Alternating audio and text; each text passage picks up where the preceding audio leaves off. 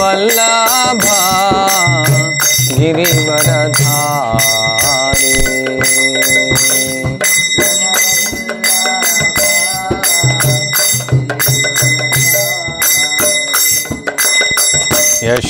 यशोदनंदना व्रज जनरंजना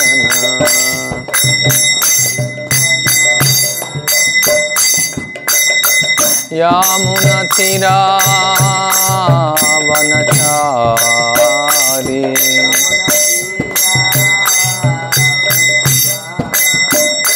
जय राधा माधवा कुंज बिहारी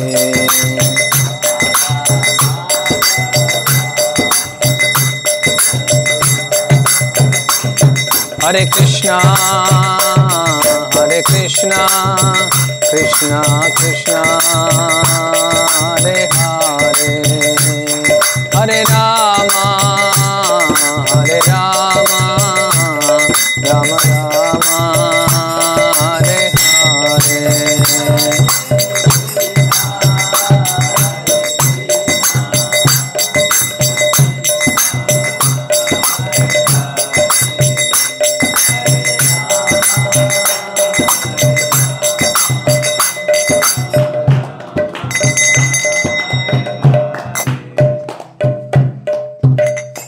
ओम विष्णुपाद परमहंस परिव्राजकाचार्य अष्टोत्तरशत श्री श्रीमद्वैष्णवानंद भक्ति वेदांत स्वामी प्रभुपाद की जय। भगवद्गीता यथातथम की जय। अंदरू చెప్పండి మూడు సార్లు ఓం నమో భగవతే వాసుదేవాయ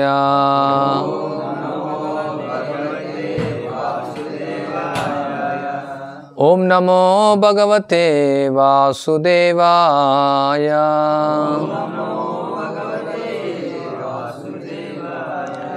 ओम नमो भगवते वासुदेवाय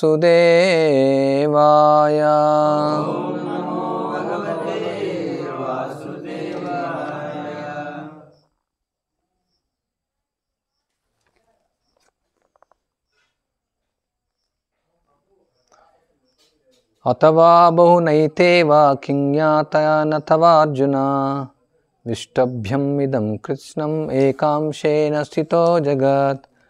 ఓ అర్జున, ఈ సవిస్తరమైన జ్ఞానం యొక్క అవసరమేమున్నది? కేవలం ఒక అంశం మాత్రం చేతనే నేను ఈ సమస్త విశ్వమును వ్యాపించి పోషించుచున్నాను. భాష్యం. పరమాత్మ రూపమున సమస్తమునందును ప్రవేశించడం ద్వారా శ్రీకృష్ణ భగవానుడు సర్వ విశ్వమునందును నిలిచియుండును. సమస్త విషయములు ఏ విధంగా విభూతి సంపన్నములు మరియు వైభవోపేతములుగా నిలిచినవో అవగతం చేసుకున్నట్లో అర్థము లేదని శ్రీకృష్ణుడు అర్జునుడు తెలియజేయుచున్నాడు.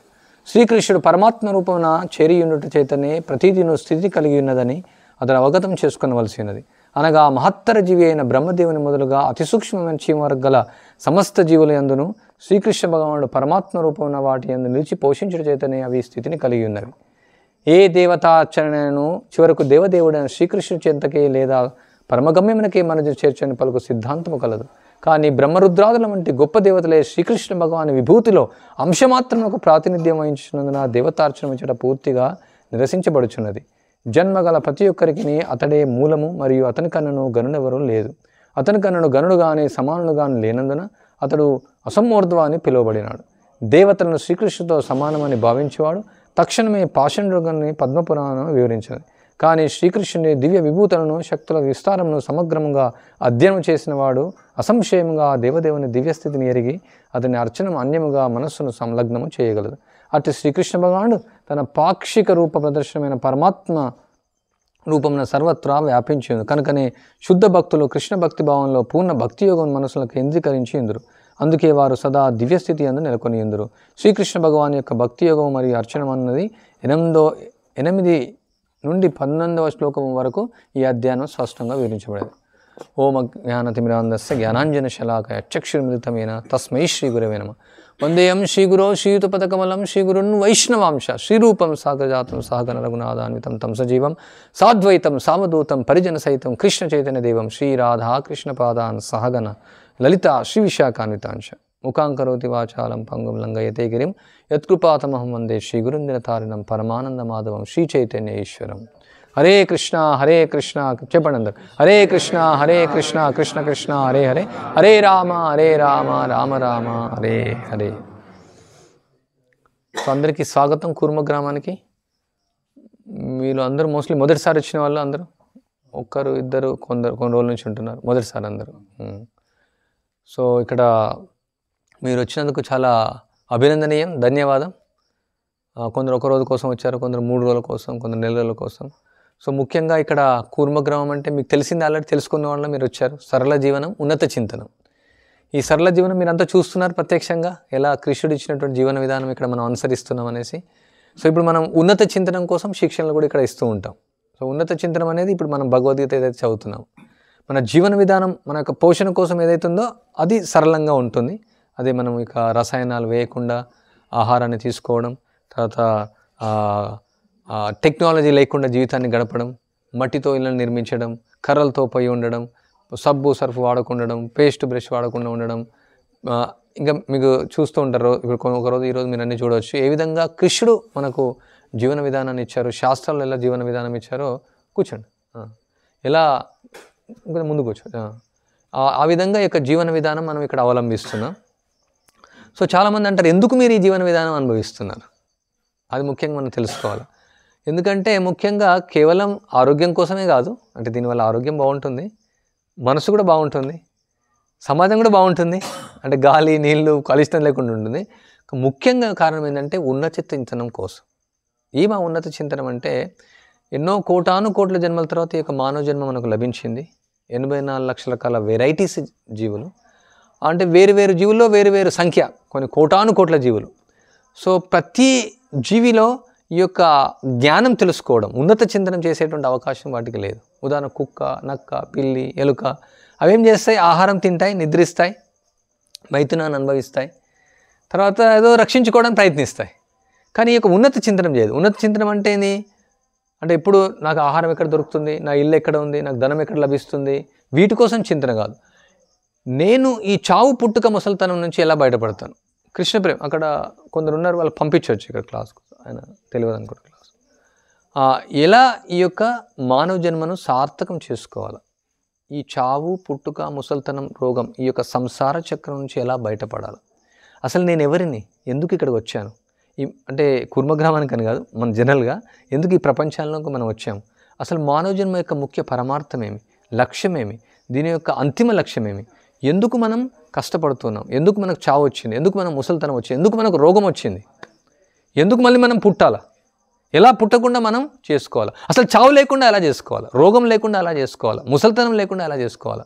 సో ఇవన్నీ ఏమంటారంటే అథాతో బ్రహ్మ జిజ్ఞాస, ఎంక్వైరీ.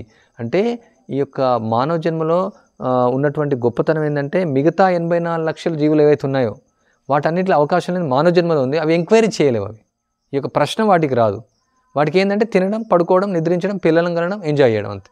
కానీ జంతు జీవనం కాదు మానవ జన్మ. మానవ జన్మలో వచ్చింది ఏమంటే ధర్మాన్ని తెలుసుకోవడం, జ్ఞానాన్ని తెలుసుకోవడం. ఈ ధర్మ జ్ఞానాన్ని అనుసరించి ఈ మానవ జన్మను సార్థకం చేసుకొని మళ్ళీ చావు పుట్టుక ముసలితనం రోగం లేకుండా చేసుకోవడం. సో అదే ఉన్నత చింతనం అంటారు. అయితే ఎందుకు ఈ సరళ జీవనం అంటే, ఈ యొక్క సరళ జీవనాన్ని ఎప్పుడైతే అనుసరిస్తామో ఈ ఉన్నత చింతనానికి అనుకూలతలు ఉంటాయి. ఇక్కడ అనుకూలంగా మన మనస్సు అనుకూలిస్తుంది, మన శరీరం అనుకూలిస్తుంది, ఈ వాతావరణం అనుకూలిస్తుంది, మన లైఫ్ స్టైల్ పోషణ కోసం ఉన్నటువంటి అన్నీ కూడా అనుకూలిస్తాయి. ఉదాహరణ మనం సిటీలో ఉన్నాం అనుకోండి, రోజు 12 గంటలు పని చేయాలా, కార్లు, బస్సులు, ఇంకా మీకు చెప్పాల్సిన అవసరం లేదు. ఆ అల్యూర్మెంట్స్ మనం ఈ థింకింగ్ రాదనమాట. ఎప్పుడేం థింకింగ్ వస్తుంది, ఎలా డబ్బులు సంపాదించాలా, ఎలా ఇతరులను మోసం చేయాలా, ఎలా నేను పేరు ప్రతిష్ట సంపాదించాలా, లేదంటే ఎన్ని కోట్లు సంపాదించాలా, ఎలా, ఇంకా చెప్పాల్సిన అవసరం లేదు. ప్రజలు ఏ విధంగా ఆలోచిస్తారు ఇవే ఆలోచిస్తారు, ఎలా ఆహారాన్ని తినాలా, ఎలా ఎంజాయ్ చేయాలి. కానీ ఇక్కడేం ఆలోచనలు వస్తాయి, ఎందుకు మనం ఇమీడియట్గా మనకు ఆలోచన వస్తుంది, అసలు ఎందుకు మనం జీవిస్తున్నాం, ఎందుకు మనం చనిపోతున్నాం, అసలు మనిషి అంటే ఏమి, ఆత్మ అంటే ఏమి, శరీరం అంటే ఏమి, భగవంతుడు అంటే ఏమి, ఈ ఎంక్వైరీ అనేది ఇక్కడ వస్తుంది ఎప్పుడైతే ఈ సరళ జీవనాన్ని మనం ఆచరిస్తాం. తర్వాత ఈ సరళ జీవనానికి మన యొక్క శక్తి సామర్థ్యాలు ఎక్కువ అవసరం లేదు. మీరు చైర్ పైన కూడా కూర్చోవచ్చు, చేసుకోండి. మనకు ఎక్కువ ఎందుకంటే మన పోషణ కోసం, తినడం కోసం ఎంతో డబ్బులు ఖర్చు పెట్టాల్సిన అవసరం లేదు. ఏదో విధంగా మన వర్షం వస్తుంది, ఆహారం పండేస్తుంది, ఒకసారి ఇల్లు కట్టుకున్నామంటే అది ఎప్పుడు ఉంటుంది. తర్వాత ఇంకేముంటుంది, గుడ్డలు. ఒకసారి ఒక గుడ్డలు ఎంత ఉంటుంది, ఒక 500 రూపాయలు అయితే వస్తుంది, మామూలుగా మనం నేర్చుకుంటాం. మిగతా సమయం అంతా ఏం చేస్తాం మనం? ఏం చేయాలనిపిస్తుంది? ఫోన్లా ఉండవు, ఇంకా కరెంటా ఉండదు, ఇంకా టీవీ ఉండదు, ఏమి ఎంటర్టైన్మెంట్ ఉండదు, న్యూస్ పేపర్ ఉండదు. ఏం చేస్తాం? మన మానవ జన్మ వచ్చింది భగవంతుని సేవించడం కోసం, భగవన్ నామాన్ని స్మరించాలా, మనం భగవంతుడి గురించి ఆలోచించాలా, ఆయనకు సేవ చేయాలా, ఆయనకు నైవేద్యం అర్పించాలా, ఆయనకు పత్రం కానీ పుష్పం కానీ అర్పించాలా, ఆయనకు నమస్కారం చేయాలా, ఆయన ఇచ్చిన భగవద్గీతను మనం చదవాలా, ఆయన ఇచ్చిన భాగవతాన్ని మనం చదవాలా, ఆయన సాక్షాత్తు భగవంతుడు వచ్చాడు, ఆయన అర్చించాలా మనం. సో ఇలాంటి ఆలోచన మనకు వస్తాయి. అదే మనం నగరాల్లో ఉన్నాం అనుకోండి, ఈ ఆలోచన మనకు రావు. ఎందుకంటే ఆ జీవనం అనేది కాంప్లికేటెడ్ లైఫ్ అనమాట, సఫిస్టికేటెడ్ లైఫ్, అంటే అసౌకర్యమైనటువంటి జీవితం. మనం ఏమనుకుంటాం? సౌకర్యవంతమైన జీవితం అనుకుంటాం అది, కానీ యాక్చువల్లీ అసౌకర్యమైన జీవితం. ఈ ఉన్నత చింతనానికి సౌకర్యం కాదు. సో అందుకనే ఇలాంటి గ్రామాలు స్థాపించాలని పరంపూజ భక్తి వేదాంత స్వామి ప్రభుపాల వారు ప్రపంచం మొత్తం అందరూ ఈ యొక్క వైదిక జీవన విధానాన్ని అనుసరించి ఆయన కోరిక. ఓన్లీ కుర్మగ్రామే కాదు ఆయన కోరిక, ఇలాంటి కొన్ని కోట్ల గ్రామాలు తయారవ్వాలని ఆయన కోరిక. ప్రతిదీ గ్రామమే ఉండాలి. ఈ నగరాలన్నీ కూడా విధ్వంసం అయిపోతాయి, ఎవరో బాంబు వేయాల్సిన అవసరం లేదు, అవి బాంబులు పడిపోతాయి. ఏదైతే ఈ టెక్నాలజీ వ్యవస్థ ఉందో, ఆర్టిఫిషియల్ ఇంటెలిజెన్స్ ఉందో, అది ఆర్టిఫిషియల్గానే వెళ్ళిపోతాయి, కృత్రిమంగానే నశిస్తాయి అది. సో మిగతాయి మళ్ళీ సహజంగానే మిగులుతాయి. సో అందుకే ఈ ప్రపంచానికంతా కూడా ఈ యొక్క ఆదర్శాన్ని చూపించడానికి, ఎలా మనం జీవించాలా, ఎందుకోసం మనం జీవించాలా అని ప్రపంచాన్ని చూపించడానికే ప్రభుపాల వారు ఇలాంటి గ్రామాలు నిర్మించారు. ఈ యొక్క ముఖ్య ఉద్దేశం ఈ రెండు అనమాట, సరళ జీవనం, ఉన్నత చింతన. చాలామంది సరళ జీవనానికి అట్రాక్టివ్గా అక్కడికి వస్తారు. సో మా యొక్క ధర్మం ఏంటంటే మీకు ఉన్నత చింతన ఇవ్వడం కూడా మా యొక్క లక్ష్యం. ఎప్పుడైతే మీరు ఉన్నత చింతన తీసుకుంటారో మీ జీవనం సరళంగా ఉండాలనుకుంటారు సహజంగా. మీకు అర్థమైంది కదా పాయింట్ అది. సో ఈరోజు శ్లోకంలో మనం ఏం చర్చిస్తున్నామంటే ఇది జనరల్ ఎక్స్ప్లెనేషన్. సో ఈరోజు కృష్ణుడు ఏం చెప్తున్నాడు ఇక్కడ భగవద్గీతలో, ఏకాంశేన స్థితో జగత్ అంటే ఇక్కడ విభూతి యోగం. ఇది మీరు భగవద్గీత ఎంతమంది చదివారు? ఎంతమంది మీలో భగవద్గీత చదివారు? Okay, no problem. అంటే వైదిక సంస్కృతులు అయితే ప్రతి ఒక్కరు భగవద్గీత చదువుతారు. భగవద్గీత చదివిన వాళ్ళు చేయెత్తమంటే ఎవరు ఉండరు. ఇప్పుడు చదివిన వాళ్ళు ఏంటంటే చేయెత్తే వాళ్ళు ఉంటారు. అది మన దురదృష్టం. ఎందుకంటే కృష్ణుడు ఈ భరత భూమిలోనే ఇక భగవద్గీత ఉపదేశాన్ని ఇచ్చారు. మన వైదిక సంస్కృతిక బుక్, మనం పనికిరాని పుస్తకాలను చదువుతుంటాం, కానీ ముఖ్యమైనటువంటి పుస్తకం మన జీవితంలో మనకు వెలుగునిచ్చేటువంటి బుక్, మన యొక్క జీవితాన్ని మార్చే బుక్, మన తలరాత మార్చే బుక్, మన యొక్క ముఖ్యమైనటువంటి లక్ష్యాన్ని ఫిక్స్ చేసేది భగవద్గీత. సో దయచేసి మీరు భగవద్గీత తీసుకొని వెళ్ళండి. యథాతథం భగవద్గీత. మీ దగ్గర వేరే భగవద్గీత ఉండొచ్చు, ఇది ప్రభుపాల వారు రాసినటువంటి భగవద్గీత. ఇది చాలా ప్రామాణికంగా ఉంటుంది. మీరు దయచేసి వెళ్ళేటప్పుడు ఖాళీ చేతితో వెళ్ళకుండా ఈ భగవద్గీత కొనుక్కొని వెళ్ళి ప్రతిరోజు చదవండి, అది ముఖ్య విషయం. సో ఇక్కడ ఈరోజు శ్లోకంలో కృష్ణుడు ఈ యొక్క విభూతి యోగంలో అన్ని ఆయన యొక్క సమస్త ఐశ్వర్యాలన్నీ కూడా ఆయన వివరిస్తున్నారు. అంతటా ఆయన వ్యాపించి ఉన్నాడు, అన్ని శక్తులు ఆయన నుంచే. పరాశ శక్తి వివిధైవ శ్రూయతే స్వాభావికీ జ్ఞానబల క్రియాచ. అన్ని అనంతమైనటువంటి యొక్క శక్తులతో, ఆయన యొక్క విభూతులతోనే ఇదంతా నడుస్తుంది సమస్త జగత్తు. కానీ ఇక్కడ కృష్ణుడు ఏమంటున్నాడు, ఈ జగత్తంతా కూడా, అంటే మీకు జగత్తంతా ఐడియా ఉంది కదా, ఇది భూమి, తర్వాత 7 లోకాలు పైన ఉంటాయి, భూర్భువస్వహ, తపోలోకం, మహర్లోకం, జనలోకం, సత్యలోకం అంటే బ్రహ్మలోకం, అతల సుతల తలాతల పాతాల మహాతల రసాతల 7 లోకాల కింద, ఇవి 14 లోకాలు, ఇది ఒక బ్రహ్మాండం. ఇలాంటి కొన్ని కోట్ల బ్రహ్మాండాలు ఉంటాయి. ఇది జగత్తు అంటే భౌతిక జగత్తు, అంటే కోట్ల బ్రహ్మాండాలు. ఇలాంటి అర్థమవుతుంది కదా, ఆ బ్రహ్మాండం అంటే ఇది ఒక మండలంలో, ఒక గ్రామంలో ఉన్నాం, ఇలాంటి ఎన్నో కోట్ల బ్రహ్మాండాలు ఉంటాయి. సో విరజా నది కిందంతా కూడా ఇవన్నీ ఈ భౌతిక జగత్తు అంటారు. దీన్ని విరజ అంటే వేరుపరుస్తుంది అనమాట, భౌతికానికి ఆధ్యాత్మిక. పైన ఆధ్యాత్మిక జగత్తు ఉంటుంది. ఆధ్యాత్మిక జగత్తు అంటే వైకుంఠ లోకాలు, అవి శాశ్వతంగా ఉండే లోకాలు. ఈ భౌతిక జగత్తు ఏమంటే నశిస్తుంది మళ్ళీ వస్తుంది, నశిస్తుంది మళ్ళీ వస్తుంది. సో ఇక్కడ కృష్ణుడు ఏం చెప్తాడంటే, ఈ భౌతిక జగత్తంతా సృష్టించింది నేనే, ఈ బ్రహ్మాండాలని, కానీ ఇవన్నీ కూడా నా యొక్క విభూతిలో ఒక అంశం మాత్రమే. Spark in my Splendor, just nothing అంటే లిటిల్. అంటే చూడండి, అనంత కోటి బ్రహ్మాండాలు మనం చూసి ఇప్పుడు దగ్గరలో ఏముంది, ఇప్పుడు ఒక కలకత్తా నగరం వెళ్ళాను కదా, ఎంతోమంది ఉంటారు జనాలు, ఎంత పెద్ద సిటీ. అంటే ఇప్పుడు ఈ ప్రపంచ అంటే ఇప్పుడు ఈ ఆసియా ఖండంలో మన వరల్డ్ పాపులేషన్ 800 crores ఉదాహరణకు. అంటే ఈ వరల్డ్లో అంటే చిన్నది, ఇది ఎంత స్మాల్, ఒక ఇసుక రేణువులాగా ఈ వరల్డ్. ఈ 800 కోట్ల జనాభా ఇసుక రేణువులాగా అంత చిన్న. అలాంటిది అంటే ప్లానెట్స్ అన్ని వెళ్తున్నా కొద్ది ఎన్ని ప్లానెట్స్ ఉన్నాయి, ఈవెన్ శాస్త్రజ్ఞులు కూడా చెప్తున్నారు, దర్ అన్లిమిటెడ్ ప్లానెట్స్. ఎన్నో, ఇప్పుడు నక్షత్రాలు అంటే ఏమనుకుంటే అవన్నీ ఎన్నో గ్రహాలు, అంటే ప్రతి గ్రహంలో జీవులు ఉంటారు. అంటే ఎంత జనాభా, ఎంత జీవులు. సో ఇవన్నీ కూడా అంటే ఈ 7 సముద్రాలు, ఈ యొక్క భూమి, ఆకాశాలు, ఈ సమస్త బ్రహ్మాండాలన్నీ భగవంతుని యొక్క శక్తిలో ఒక అణువు మాత్రమే అని చెప్తున్నాడు ఇక్కడ ఆయన. అణువు మాత్రమే. అంటే భగవంతుని యొక్క ఐశ్వర్యం ఎంత, ఆయన గొప్పతనం ఎంత, ఆయన యొక్క సౌందర్యం ఎంత, ఆయన యొక్క జ్ఞానం ఎంత, ఆయన యొక్క వైరాగ్యం ఎంత, ఆయనకు ఉన్నటువంటి యొక్క ఆ విభూతి మనం అసలు ఊహించలేం. ఈ భౌతికమైనటువంటి మేధస్సుకు మనకు అర్థం కాదు. అంటే భగవంతుడు అంటే మామూలుగా ఏమనుకుంటారంటే గొప్పవాడని తెలుస్తుంది కొంచెం, కానీ ఆయన ఎంత గొప్పవాడని తెలియదు అనమాట. అందుకనే ఇక్కడ ఆయనకి ఏం చెప్పాడు, ఆయనకు అనంతుడు అనమాట. ఆయన అంతం లేనటువంటి ఒక ఐశ్వర్యం ఆయనకుంది, అంతం లేనటువంటి విభూతి ఆయనకుంది, ఆయన అనంతమైనటువంటి శక్తులు ఆయనకున్నాయి. సో ఆయన ఆధ్యాత్మిక జగత్తులో పోల్చి చూస్తే ఈ భౌతిక జగత్తు జస్ట్ ఒక స్పార్క్ మాత్రమే. చూడండి, మనం ఏమనుకుంటాం, మనం గొప్ప వాళ్ళం అనుకుంటాం. ఇక్కడ మనకున్నది కొంచెం అస్తిత్వం.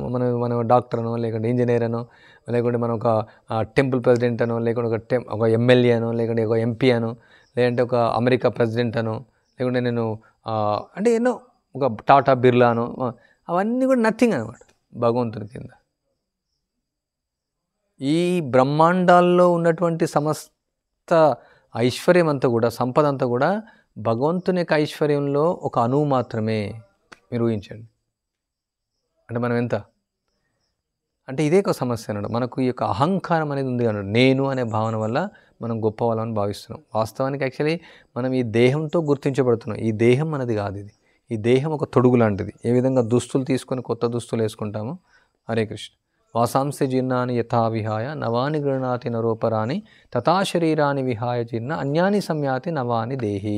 ఏ విధంగా మనుజుడు పాత వస్త్రం తీసి కొత్త వస్త్రం ధరిస్తాడో, అదేవిధంగా ఈ శరీరం వదిలేసి మళ్ళీ కొత్త శరీరం తీసుకుంటాం. సో ఇక ఏదైతే ఆత్మ ఉందో అది శాశ్వతమైనటువంటిది. ఈ ఆత్మ భగవంతుని యొక్క అంశ, భగవంతుని యొక్క సేవకులం మనం. సో ఇక్కడ మనం అర్థం చేసుకోవాల్సింది ఏమంటే, మన యొక్క అస్తిత్వం, మన యొక్క ఉనికి, మన యొక్క existence is very very very very very చాలా చాలా చాలా చాలా చాలా అనంతంగా సూక్ష్మమైనటువంటిది. కానీ భగవంతుని యొక్క గొప్పతనం, ఆయన యొక్క శక్తి చాలా చాలా చాలా చాలా చాలా చాలా అనంతమైనటువంటిది. సో అందువల్ల మనం మన యొక్క స్వభావం ఏంటంటే ఆయనకు మనం సేవ చేయడం. ఆయన ద్వారానే మనం సృష్టించబడ్డాం. దేనికోసం? ఆయనకు సేవ చేయడం కోసం మనం సృష్టించబడ్డాం. కానీ మనం ఏం చేస్తున్నాం? మనకు సేవ చేయాలనుకుంటున్నాం, మనం భగవంతునిగా కావాలనుకుంటున్నాం. జీవుడు ఎప్పుడు కూడా భగవంతుడు అవ్వడు. భగవంతుడు ఆయన అనంతమైనటువంటి యొక్క విభూతి కలిగినటువంటి వాడు. మనం సూక్ష్మాతి సూక్ష్మమైనటువంటి వాళ్ళం. నిత్యో నిత్యానాం చేతనశ్చేతనానాం ఏకో బహునాం యో విదిధాతి కామాన్. ఆయన ఒక్కడే మిగతా అందరినీ కూడా మెయింటైన్ చేస్తున్నాడు. ఆయన ఒక్కడే సామ్రాట్, ఆయన ఒక్కడే భోక్త, ఆయన గొప్పవాడు. మిగతా వాళ్ళు మనందరం కూడా చాలా సూక్ష్మమైనటువంటి వాళ్ళం. సో అది ముఖ్యమైన విషయం ఈ శ్లోకం ద్వారా మనం నేర్చుకోవచ్చు. ఆయన యొక్క అనంతమైనటువంటి విభూతిలో మనం ఒకరం. మనం ఎలా ఆయనకు ఆనందాన్ని ఇవ్వగలగాలని తెలుసుకోవాలంటే ఆయన యొక్క భక్తియుక్త సేవను మనం ఆచరిస్తే ఆయనకు ఆనందాన్ని ఇవ్వగలుగుతాం. అది మన యొక్క స్వభావం.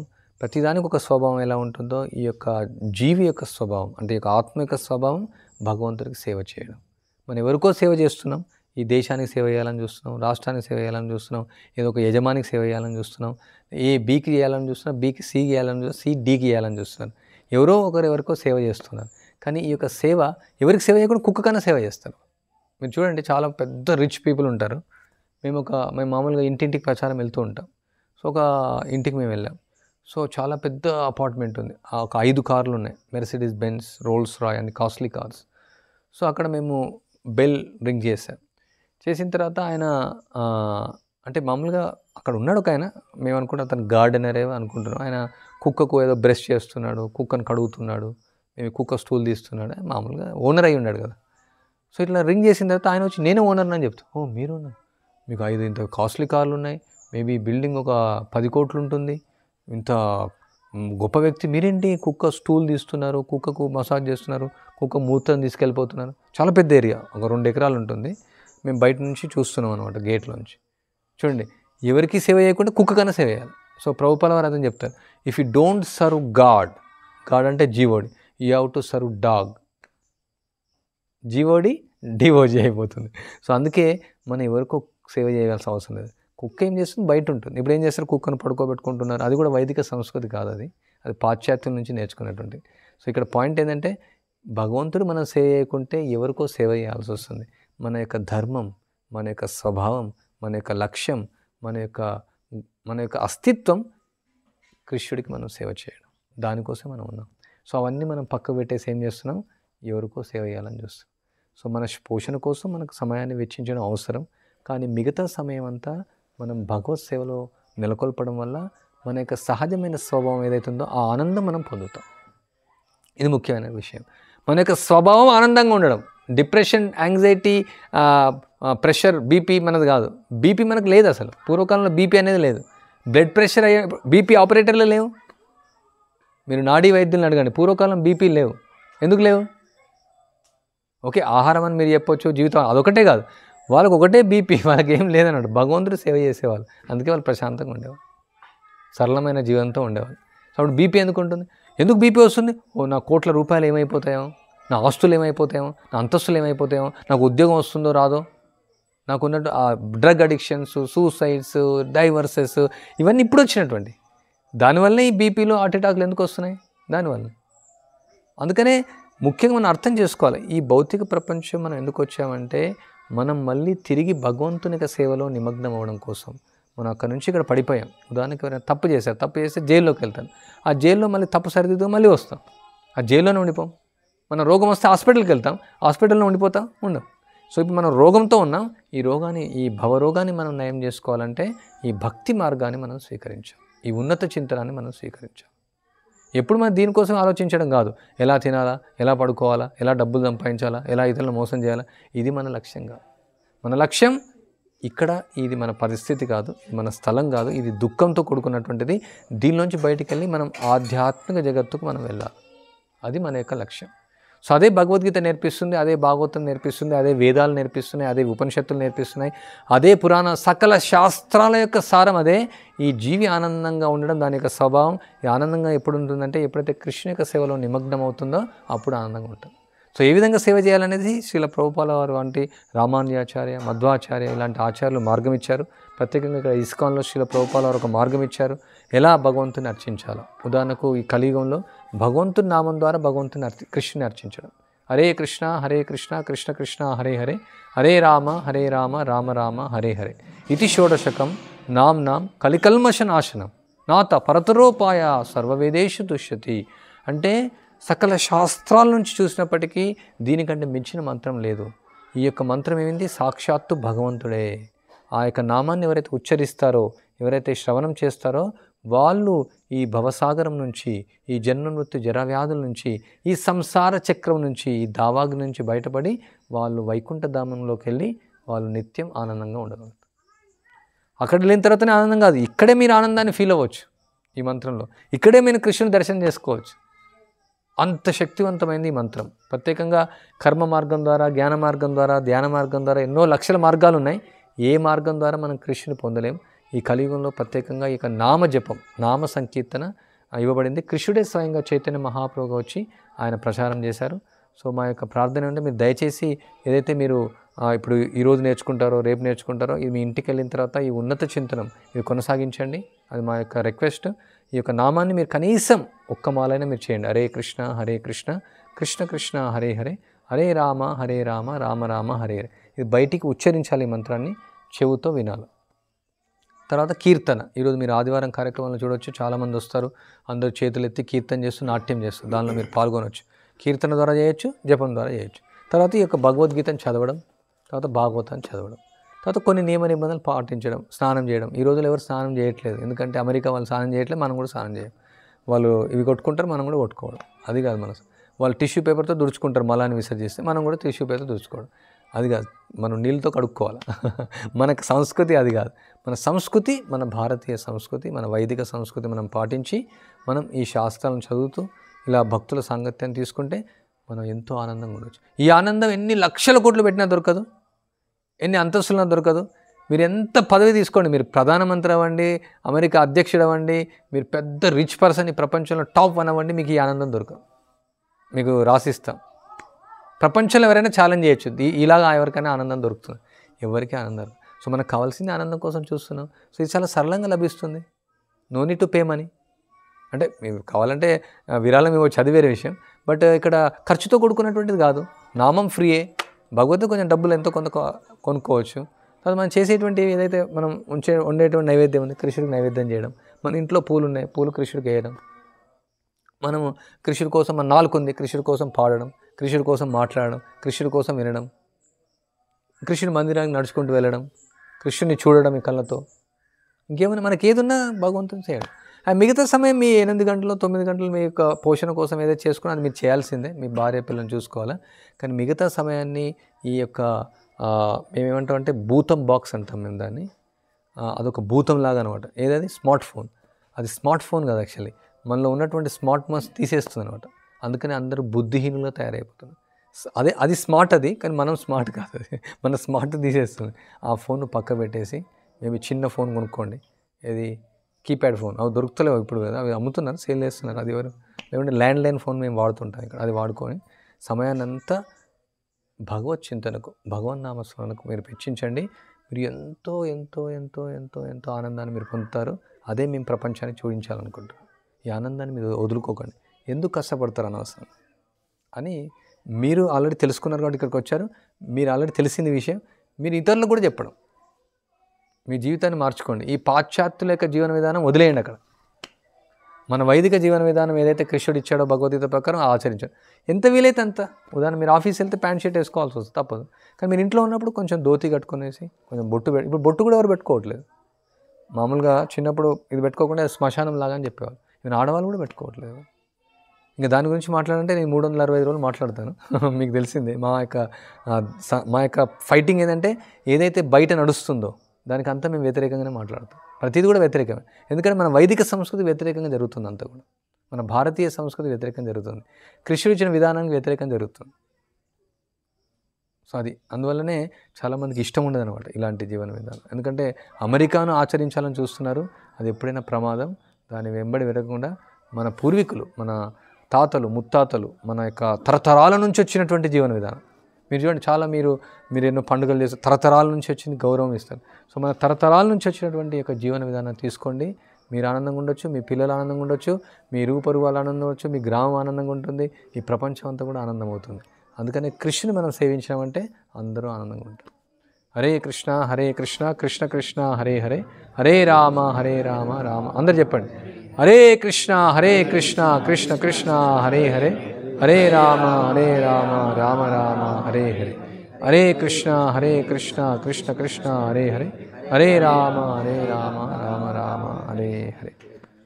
సో చాలా ధన్యవాదం. మీరు ఇక్కడంతా చూడొచ్చు, లోపలికి వెళ్ళి చూడొచ్చు. ఇంకా మీరు ఏమైనా ప్రశ్నలు ఉంటే ఇప్పుడు అడగొచ్చు, తర్వాత వ్యక్తిగతంగా కూడా అడగొచ్చు.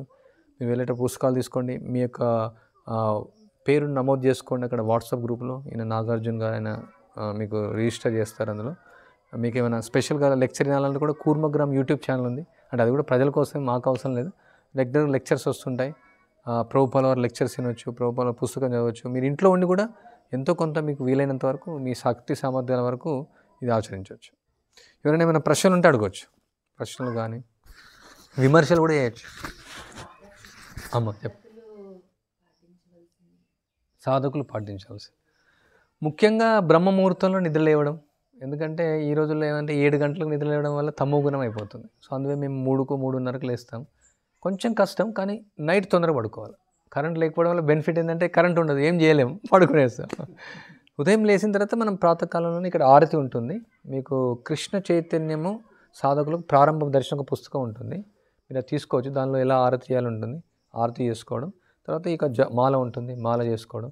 తర్వాత మీ ఇంటి పనులు చేసుకోవడం. తర్వాత ఇక్కడ అందరూ కూడా మేము ఇప్పుడు 7 వరకు ఇక్కడ ఉన్నారు. అందరు పనులకు వెళ్ళిపోతారు. కొందరు వ్యవసాయంకి వెళ్తారు, కొందరు కన్స్ట్రక్షన్కి వెళ్తారు. ఆల్రెడీ చాలా సేవలకు వెళ్ళిపోయారు అందరు. మళ్ళీ ఏదైతే ప్రసాదం ఉందో అది మనం నైవేద్యం చేసి తీసుకోవడం. కొన్ని నియమాలు మీరు ఎలా ఉండాలనేసి మన ఇక్కడ లేడీస్ వాళ్ళని కూడా అడగవచ్చు. అంటే ఉల్లిపాయ అర్పించకూడదు, మాంసం అర్పించకూడదు, గుడ్లు అర్పించకూడదు, శాకాహారం, అది నైవేద్యం తీసుకోవడం. తర్వాత ఈ భగవద్గీత భాగవతం మధ్యాహ్నం ఏదైనా సమయం ఉన్నా సాయంత్రం భగవద్గీత భాగవతం రోజు చదవడం. మళ్ళీ సంధ్యా సమయంలో అందరం కలుస్తాం ఆరతికి, భగవద్గీత వినడం. పూర్వకాలం ఏమంటే రోజంతా పొలంకి వెళ్ళేవారు, సాయంత్రం భారతం మహాభారతం భాగవత కథలు అవన్నీ ఊళ్ళో వెళ్ళేవారు. ఇప్పుడు జరగట్లేదు అవి. సో అవి మనం ఇప్పుడు యూట్యూబ్ ద్వారా వినాలి అంతే. ఇంకా చాలా సింపుల్ సాధన, చాలా చాలా సింపుల్, ఈజీ ప్రాక్టీస్. ఇది కొంచెం టైం పడుతుంది అలవాటు అవ్వడానికి. ఏదైనా ఎలా అంటే మనకు అలవాటు లేదు కాబట్టి అంతే. ఈ చెడు అలవాట్లుగా జస్ట్ అలవాటు వల్లనే మనకి ఇష్టం ఉండకపోవచ్చు.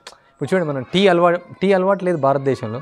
ఈ బ్రిటిష్ వాళ్ళు కాఫీ తేయాక పండించేసి ఫోర్స్గా ఫ్రీ ఇచ్చేసి వాళ్ళకి అలవాటు చేయించారు. ఫస్ట్లో వాళ్ళు ఎవరు తాగకపోయేవాళ్ళంట, వాళ్ళకి తాగితే వామిటింగ్ అయ్యేదండి. సో అలాంటిది అలవాటు చేస్తారు. టీ లేకుండా ప్రజలు ఉండలేరు. అదే ఇప్పుడు మేము ఇక్కడ పాలు తాగుతాం, అంతే అలవాటు చేసుకున్నాం. పాలల్లో మీరు కావాలంటే ధనియా పౌడర్ వేసుకోవచ్చు, అది కొంచెం టేస్ట్ అలా ఉంటుంది. సో కొన్ని మనం అడ్జస్ట్మెంట్ చేసుకోవాలి కొన్ని రోజుల వరకు, క్రమక్రమంగా అలవాటు చేసుకుంటే సింపుల్గా ఇది అలవాటు అవుతుంది. సో ముఖ్యంగా సాధన ఏంటంటే నామజపం చేయడం, భాగవతం శ్రవణం చేయడం, భగవద్గీత పఠించడం. చెప్పండి మీరు ఏమన్నా. అది ఇట్లా జపమాల దానిలో ఏళ్ళు దానిలో ఇట్లా ఎందుకు పెడతారు? అవును. సో ఎందుకు ఈ యొక్క మాలలో ఇది తాకించకూడదు అంటే దీనికి 2 కారణాలు ఉన్నాయి. ఇప్పుడు ఒకటేమంటే ఇది చూపుడు వేలు అంటారు దీన్ని, అంటే ఇది తప్పు ఇది తప్పు అని చెప్తారు. అంటే మనం ఒకరు తప్పు తీస్తుంటే 4 వేలు మనం తప్పు అన్నట్టు. సో అందువల్ల ఇది చూపుడు వేలును మనం ఈ యొక్క తులసి, అంటే ఇది తులసి ఉంటుంది, వేరే వేపం అని ఏదైనా ఈ మాలను తాకకూడదని, అది ముఖ్యంగా. తర్వాత మనం మామూలుగా అర్చనా విధిలో కూడా ఇది ఎక్కువగా వాడరు అనమాట. సో ఇది ఈ విధంగా, అందుకని ఈ రంధ్రం ఇచ్చారు, ఈజీగా మనం చేయొచ్చు అనమాట జపం చేయడం. ముఖ్యంగా ఇది చూపుడు వేలు కాబట్టి మనం దాన్ని తాకు. మిగతా వేలు ఏదైనా తాకొచ్చు, ఇలా తాకుతూ జపం. ఒక్కొక్క మంత్రానికి ఒక పూస, ఒక మంత్రానికి ఒక పూస. మామూలుగా జపమాల అనేది ఈ విధంగా చేస్తారు. వేరే ఇంకెవరికైనా సందేహాలు ఏమైనా?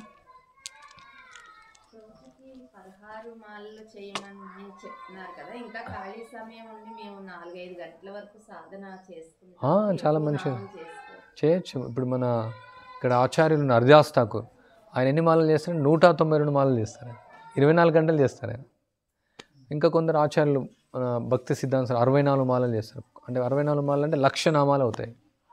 64 రౌండ్స్ వరకు కూడా చేయొచ్చు, 32 కూడా చేయొచ్చు, 20 చేయొచ్చు, 16 చేయొచ్చు. ఎంత ఎక్కువ యాక్చువల్లీ ఇక్కడ శాస్త్రంలో ఏం చెప్తుందంటే కీర్తనీయ సదాహరి, 24 గంటల నామంలోనే ఉండొచ్చు. ఈవెన్ మాలనే కాకుండా మీరు ఇప్పుడు వంట వండుతారనుకోండి, వండుతూ కూడా పాడుతూ, పూర్వకాలంలో ఇప్పుడు వ్యవసాయం వరికి వస్తూ ఉంటారు, నాట్లు వేస్తుంటారు, హరే కృష్ణ అని పాడుతూ కూడా చేయొచ్చు. ఈ పాడడం కూడా సాధనే అవుతుంది, జపమే కాదు. పాడుతూ మంత్రాన్ని చెప్తూ ఊడవడం కానీ, వండడం కానీ, ఎన్నో పనులు మనం వెళ్తుంటాం, బైకులో వెళ్తుంటారు, ఎప్పుడు మంత్రం చెప్తూ ఉండొచ్చు. అది కూడా ఒక సాధన కింద వస్తుంది. ఎంతైనా చేయొచ్చు ఈ జపం. ఇంకా ఏమైనా ప్రశ్నలు? వైకుంఠంలో మనం వెళ్ళాక అక్కడ పక్షులు, వేరే జీవరాశులు, వైకుంఠంలో కూడా అన్నీ ఉంటాయి జీవులు, కాకుంటే వాటికి దివ్యమైన దేహం ఉంటుంది. అంటే ఈ కప, వాత, మూత్ర, పిత్తలతో చేసినటువంటి తాత్కాలిక శరీరం వాటికి ఉండదు. ట్రాన్స్జెండల్ బాడీ అంటే దివ్య శరీరం అంటారు. అది మనకు చెప్తే అర్థం కాదు, నేను కూడా చూడలేదు, బట్ అక్కడ వెళ్తే అర్థమవుతుంది. ఎందుకంటే దివ్య శరీరం ఎందుకు ఉంటుంది అంటే అక్కడ ఆకలి దప్పిక ఉండదు, అక్కడ మనకు ఈ బాధలు అనేది ఉండవు అన్నట్టు. అలాగే మనిషికి కూడా అలాగే రూపాలు సేమే ఉంటాయి, రకరకాల పక్షులు ఉంటాయి, రకరకాల కోకిళ్ళు ఉంటాయి, అక్కడ కూడా నెమళ్ళు ఉంటాయి, కృష్ణుడు ఆవులతో ఆడుకుంటాడు, అన్నీ సేమ్ ఉంటాయి. కాకుండా అన్నీ కూడా జీవంతో ఉంటాయి. అక్కడ ఇప్పుడు నది ఉంటే నది కూడా మాట్లాడుతుంది, చెట్టు ఉంటే చెట్టు కూడా మాట్లాడుతుంది, కల్పవృక్షాలు ఉంటాయి అక్కడ. ఇప్పుడు మనం మనుషుల్లాగా ఎలా అయితే భౌతిక ప్రపంచంలో ఈ శరీరాన్ని వదిలి, అంటే ఆత్మ రూపంలో మేము సోల్ రూపంలో అక్కడ ఉండాలని ఎలా కోరుకుంటున్నాము మన భాష ద్వారా, మనకున్న భాష పక్షులు, వేరే జీవరాశులు కూడా వాటికి ఉన్న భాషా జ్ఞానం ద్వారా అక్కడ వైకుంఠంలో సేమ్ అలాంటి పక్షులు అవి మాట్లాడతాయి, అదే వాటి భాష వాటికి మనకు అర్థం కాదు. సో అవి కూడా భగవద్నామం అన్నీ భాషలో చేసుకుంటాయి. అంటే వెళ్తున్నాయా లేదు మళ్ళీ తిరిగి మళ్ళీ రావాల్సిన అవసరం ఉండదు. అవి అన్ని జీవులన్నీ కూడా భగవంతుడి సేవలో ఉంటాయి. అక్కడ ఆధ్యాత్మిక ప్రపంచంలో ఉన్నటువంటి ప్రతి జీవి అది కృష్ణుడి సేవలో ఉంటాయి కాబట్టి మళ్ళీ ఇక్కడ వచ్చి అక్కడ ఉన్నటువంటి జంతువులు వేరే, ఇక్కడ ఉన్న జంతువులు వేరే. అవి దివ్యమైనటువంటి జంతువులు, అవి కృష్ణుడి సేవలో నిమగ్నం అవుతాయి కాబట్టి నేను చెప్పేది అర్థమైంది కదా మీకు. ఓన్లీ జంతువులే కాదు, ఈవెన్ రాళ్ళు, ఈవెన్ చెట్లు అన్నీ కూడా దివ్యమైనటువంటివి. ప్రతిది కూడా కృష్ణుడి సేవలో నిమగ్నం అవుతాయి కాబట్టి మళ్ళీ అవి భౌతిక ప్రపంచం రావాల్సిన అవసరం లేదు. ఓకే, ఇప్పుడు మీకు ప్రసాదం ఉంటుంది. అంటే ఇప్పుడు నైవేద్యం అయిన తర్వాత ఉదయం ప్రసాదం తీసుకోవచ్చు. ఆ తర్వాత ఎవరైతే అంటే ఒకరోజు ఉండాలనుకున్నారో వెళ్ళి చూడవచ్చు. తర్వాత 10:30కు ఇక్కడ ఆదివారం కార్యక్రమం ఉంటుంది, భజనలు అవుతాయి, భజనలో పాల్గొనండి. 11:00కు మళ్ళీ ఒక ప్రవచనం ఉంటుంది, ప్రవచనం అయిన తర్వాత ఆరతి కార్యక్రమం ఉంటుంది. లంచ్ ప్రసాదం 1:30కి అట్లా ఉంటుంది. తర్వాత మళ్ళీ సాయంత్రం ప్రసాదం ఆరతి తర్వాత ఉంటుంది. ఎవరైనా మీరు సేవ చేయాలనుకున్న వాళ్ళు మాకు సంప్రదిస్తే మీరు అక్కడ వ్యవసాయంలో సేవ చేయొచ్చు, ఇక్కడ వచ్చినటువంటి పబ్లిక్ నీళ్ళు నింపడం, చిన్న చిన్న సేవలు చేయొచ్చు. హరే కృష్ణ. శ్రీల ప్రభుపాద్ కీ జై. భగవద్గీత యథాతథం కీ జై.